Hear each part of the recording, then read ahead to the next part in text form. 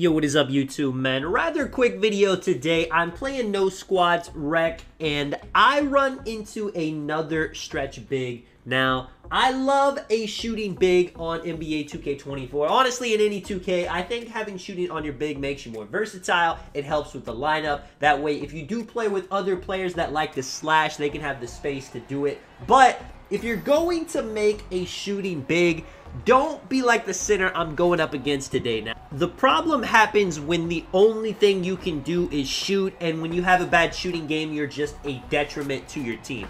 You're not going to shoot 100% every single game. That is a fact. No matter how good of a shooter you think you are going to have games where you are missing.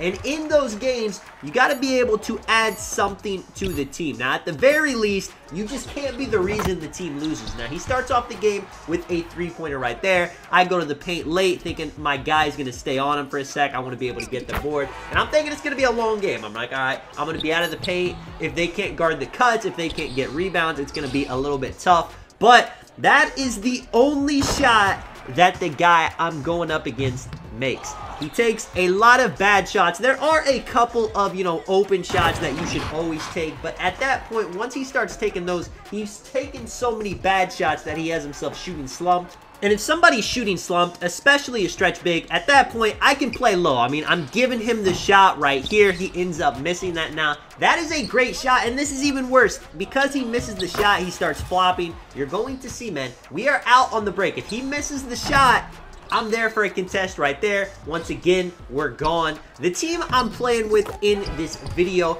we're not that great offensively. We don't really have too many shooters, but what we can do is score on the fast break, and you're going to see that happen a lot. I mean, you see the score. They are in no ways out of the game, and the guy I'm going against, I mean, he's like 1 for 6 at this point. I'm going to show you guys the box score in this video. He takes a, I take shots like that too.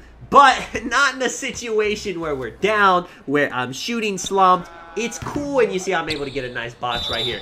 It's cool to be able to be an offensive option at the 5. It can help your team out a lot. That's why playing center is one of my favorite positions, because if I have a bad PG, if I have a bad lock, if all 4 players on my team are pretty bad at the game, I can still carry with my rebounding, with my scoring, with my passing. But if you're just out there as a center and you just like doing, offensive fadeaways, shooting threes, you don't want to do anything else on the court, you don't want to have anything else to your game, you're going to be the reason that your team loses. And this is the reason people hate stretch bigs, whenever you have the old heads in the rec and they're like, go to the paint, play like a real center, stop being out there on the three-point line. That is probably because a lot of the centers they play with that do shoot, that's the only thing they can do. They don't get boards, they don't play interior defense, they don't make passes like that. I mean, in no way am I really playing that great in this game. I have a couple of mid-range fades, a nice post shot here and there. I haven't even taken a three-pointer yet,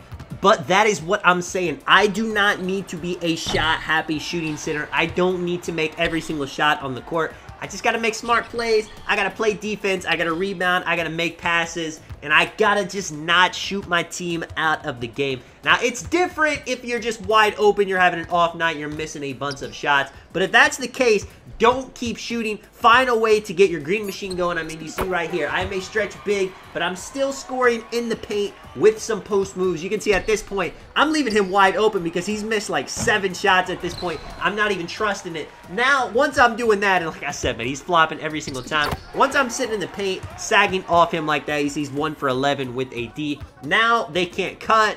Now, it's going to be a free board.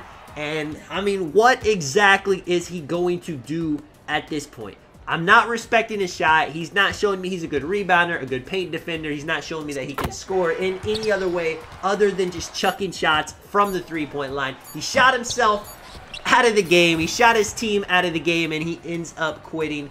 1 for 11. And getting an AI in this situation is going to be huge for the other team. If they had a chance to come back, the AI was going to be way more beneficial. Don't be this type of shooting center when you're playing the rec. You can't shoot perfect.